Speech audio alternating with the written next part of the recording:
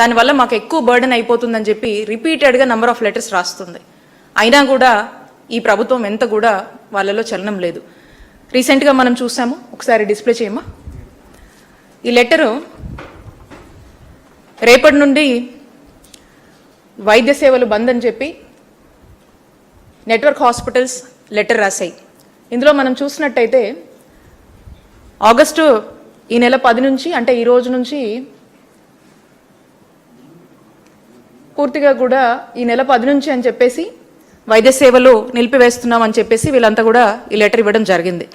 అయితే మనం చూస్తూ ఉన్నాము, ఇక్కడ ఏడాది కాలంగా మేము పడుతున్న ఆర్థిక ఇబ్బందులను ప్రజలంతా అర్థం చేసుకుంటారని భావిస్తున్నాం. ఇంతకాలం మీకు సేవ చేశాం.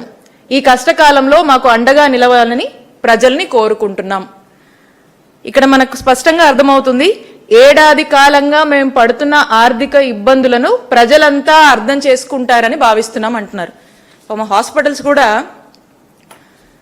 మనం చూసినట్టయితే ఈ సంవత్సర కాలంగా ఆశాస్ అయితే నియర్లీ 20 times అనేక రిప్రజెంటేషన్స్ ఇవ్వడం జరిగింది.